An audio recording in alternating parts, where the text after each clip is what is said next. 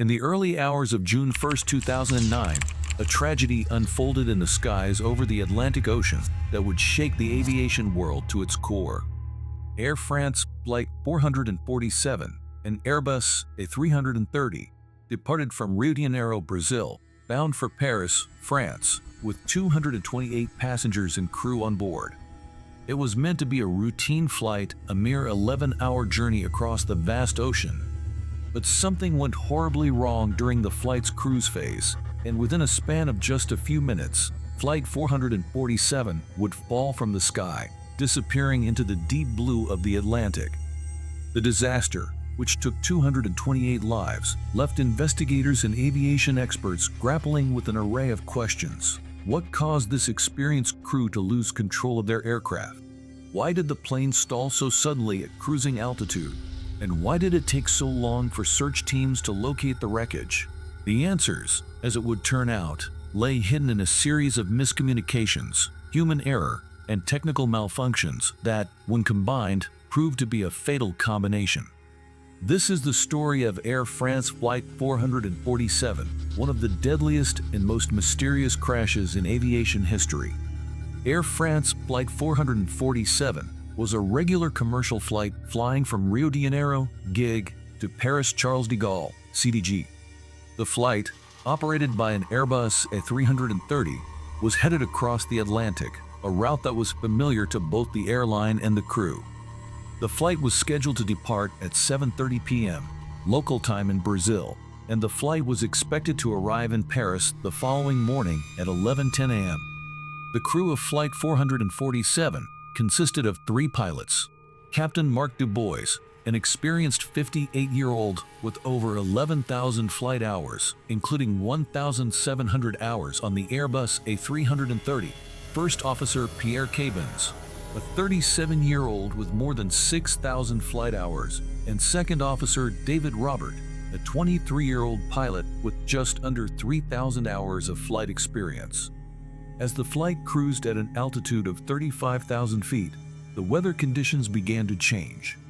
The aircraft was passing through a region of intense thunderstorm activity known as the Intertropical Convergence Zone, ICH, an area where tropical air masses converge, creating an environment ripe for severe thunderstorms, turbulence, and lightning.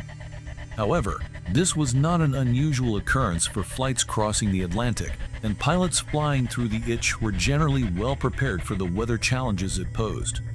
At approximately 2:10 a.m. UTC, the aircraft passed over the deep blue expanse of the Atlantic Ocean.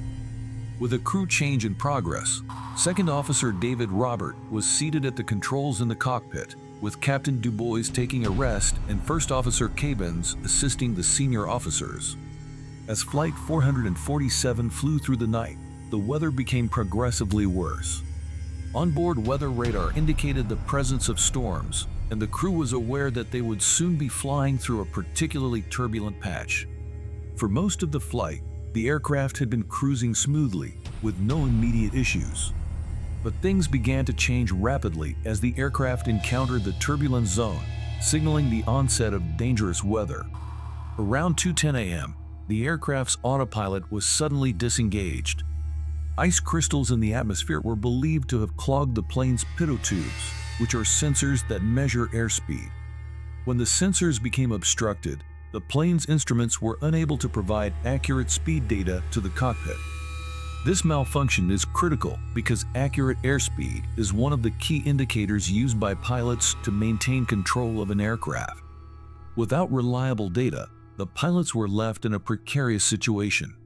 They no longer had accurate speed readings from the aircraft's airspeed indicators, leading to confusion in the cockpit. As the aircraft began to experience the effects of the malfunctioning pitot tubes, the pilots began to notice discrepancies in their readings.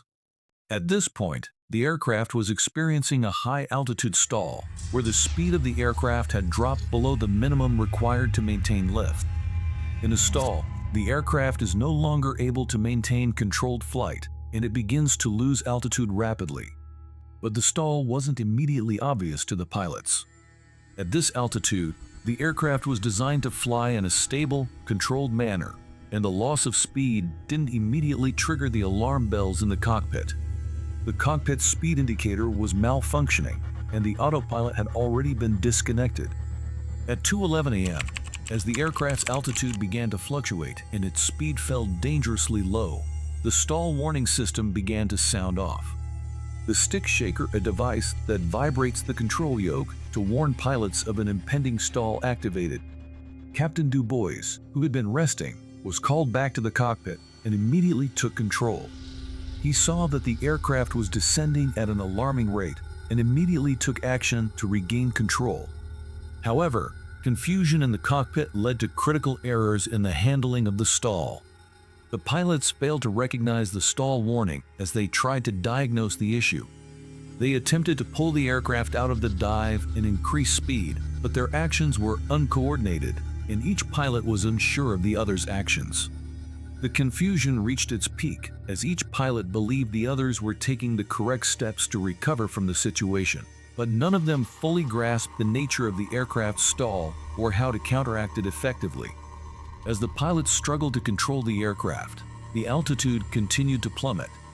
The last few moments of the flight were chaotic, with the cockpit voice recorder capturing the sound of the stall warning, pilot commands, and the frantic attempts to regain control of the aircraft. The aircraft was descending rapidly, and it was clear that recovery was becoming increasingly difficult. At 2:14 a.m., the aircraft's black boxes, both the cockpit voice recorder and the flight data recorder, captured the sound of the aircraft entering a nosedive. The plane's autopilot had been disengaged, and the crew was working to manually control the aircraft, but the stall had become critical. In the final seconds, the aircraft's descent accelerated, and the fuselage broke apart due to the high speed and extreme forces acting upon it. The Airbus A330 disintegrated in midair, and the wreckage plunged into the Atlantic Ocean. When Flight 447 did not arrive in Paris at the expected time, it became clear that something had gone terribly wrong. The search for the wreckage began immediately, with a massive operation launched by the French government. For several days, aircraft, ships, and submarines scoured the ocean for any trace of the plane or its passengers. Despite the vast area that needed to be covered, the search operation was hampered by the remote location of the crash site and the deep waters of the Atlantic. After several days of searching, the wreckage of the aircraft was located at a depth of approximately 3,900 meters, 12,800 feet. However, the bodies of the victims and the black boxes were still nowhere to be found. It took nearly 2 years before the wreckage, including the flight data recorder and cockpit voice recorder, was fully recovered. When investigators finally retrieved the black boxes, they began piecing together the tragic final moments of Flight 447. The investigation into the crash of Flight 447, led by the Bureau of Inquiry and Analysis for Civil Aviation Safety, B, in France, focused on the primary cause of the disaster, the malfunctioning pitot tubes and the subsequent stall.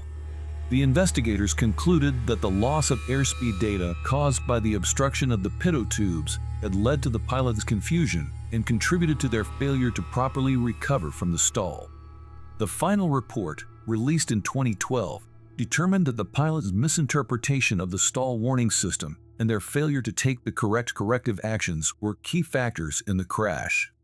The report also noted that the pilots had not been sufficiently trained to handle high-altitude stalls in the Airbus A330, and that the aircraft's design, which required pilots to manually recover from a stall, contributed to the tragic outcome. While the B's final report pointed to pilot error and system failure, it also raised serious questions about the role of the aircraft's pitot tube design. As a result of the investigation, changes were made to the design of the pitot tubes on Airbus aircraft, and new protocols were implemented to ensure that pilots were better trained to handle unusual stall situations at high altitudes. The tragedy of Flight 447 remains one of the deadliest and most high-profile aviation accidents of the 21st century. The loss of 228 lives, including some of the most talented professionals in aviation, sent shockwaves through the airline industry and brought about significant changes in aviation safety. In the years since the disaster, significant improvements have been made to both the aircraft's design and pilot training procedures.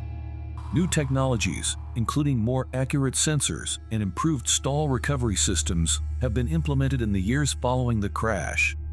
Despite the passing of time, the mystery of Air France Flight 447 will never fully fade. It serves as a reminder of the unforgiving nature of aviation and the fragile balance between technology and human judgment. The crash of Flight 447 changed the course of aviation history, and its legacy continues to shape the way pilots are trained and aircraft are designed. As for the passengers and crew of Flight 447, they will forever be remembered, and their story serves as a somber reminder of the challenges and risks faced by those who take to the skies.